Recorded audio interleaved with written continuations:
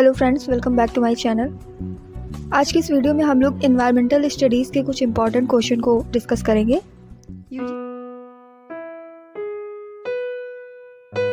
Environment studies की series में ये हमारा दूसरा वीडियो है। प्रीवियस वीडियो में हम लोगों ने 10 इंपॉर्टेंट क्वेश्चन का डिस्कशन किया था। उसी सीरीज़ में आज हम नेक्स्ट 10 क्वेश्चन को कवर करेंगे। तो हमारा पहला क्वेश्चन है कि निम्नलिखित में से किस राज्य का वन क्षेत्र का प्रतिशत सबसे कम है। ऑप्शंस हैं गुजरात, हरियाणा, पंजाब और राजस्थान। तो इनमें से राजस्थान एक ऐसा राज्य है जिसमें वन क्षेत्र का प्रतिशत सबसे कम है। So option D is the right answer. अगला क्वेश्चन है कि रबी की फसल है, हमें बताना है कि इन चारों में से रबी की फसल कौन सी है। बाजरा, धान, मक्का और गेहूँ। यानी कि आपको एनवायरमेंट स्टडीज़ के क्वेश्चन पेपर में फसलों से संबंधित प्रश्न भी मिलेंगे। तो ध्यान रखना है कि रबी की फसल, जायद की फसल, खरीफ की फसल, इनमें से कौन कौन सी फसलें आती हैं, बुआई का टाइम, कटाई का टाइम, ये सभी हम लोगों को ध्यान में रखना है। तो इनमें से रबी की फसल गेहूँ है। नेक्स्ट क्वेश्चन इज पृथ्वी पर उपलब्ध जल का कितना प्रतिशत खारा पानी है। यानी पृथ्वी पर जितना भी जल उपलब्ध है उसका कितना प्रतिशत पानी खारा है। तो इनमें से ऑप्शंस हैं 75%, 33%, 50% एंड 97%। तो हमें याद रखना है कि पृथ्वी पर जितना भी जल उपलब्ध है उनमें से 97 यानी कि 97% जल खारा है।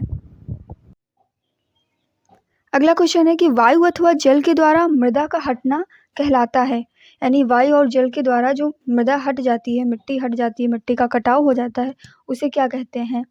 वन विनाशकरण, अपरदन, जीवाश्मीकरण या इनमें से एक भी नहीं। वन विनाशकरण का मतलब है कि मानव क्रियाओं द्वारा या प्राकृतिक आपदाओं की वजह से जब वनों का विनाश हो जाता है उसे कहते हैं वन विनाशकरण।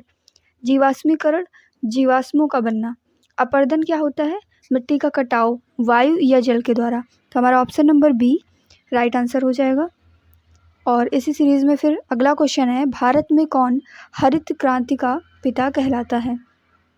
ऑप्शंस हैं M S Swaminathan, M S Randhawa, Medha Patkar, एक भी नहीं। तो हमें ध्यान रखना है कि भारत में जो हरित क्रांति के जनक हैं वो एम एस स्वामीनाथन हैं। और अगर बात की जाए कि वर्ल्ड लेवल पर तो हरित क्रांति के जनक कहे जाते हैं नॉर्मन बोरलॉग।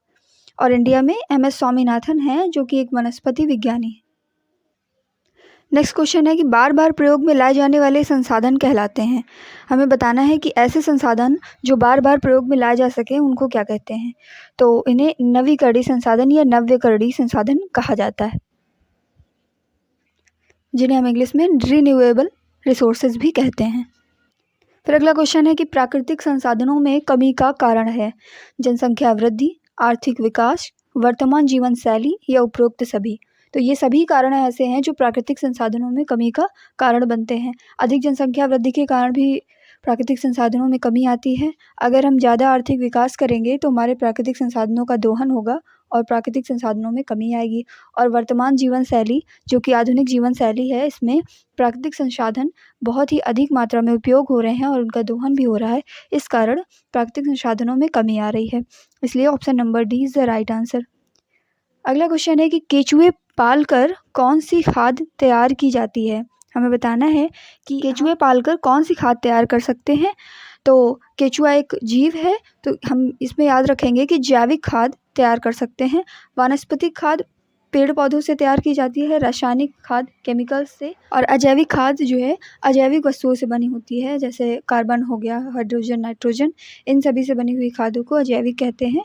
और अगला क्वेश्चन है इसी में कि ऊर्जा का कौन सा स्रोत जीव जंतुओं के अपशिष्ट पदार्थों से बनता है।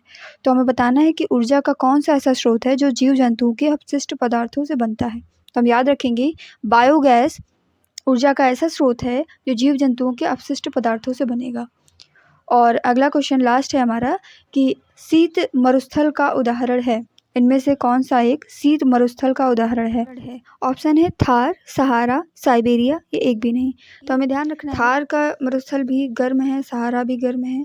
और शीत मरुस्थल के कुछ उदाहरण हैं जैसे कि लद्दाख का मरुस्थल हो गया और अंटार्कटिका का मरुस्थल हो गया। शीत मरुस्थल हमें जो है ठंडी जगहों पर देखने को मिलते हैं और बिल्कुल इनकी प्रकृति गर्म मरुस्थल से अलग होती है। यहाँ पर बहुत ज़्यादा हिमपात होता है और जैसे कि हम जानते हैं कि जो गर्म मरुस्थल होते हैं अत्यधिक वहाँ पर भी वनस्पतियाँ नहीं पाई जाती है और जीव जंतु कम ही देखने को मिलते हैं, बायोडाइवर्सिटी रीजन कम रहता है। सेम उसी तरीके से यहाँ भी अत्यधिक बर्फ से ढके होने के कारण, बहुत ज़्यादा हिमपात होने के कारण जैव विविधता और जीव जंतुओं का अभाव पाया जाता है। तो ये रहे आज के 10 question. Thank you so much, thanks for watching. If you really enjoyed the video, don't forget to like, comment, share and subscribe my channel.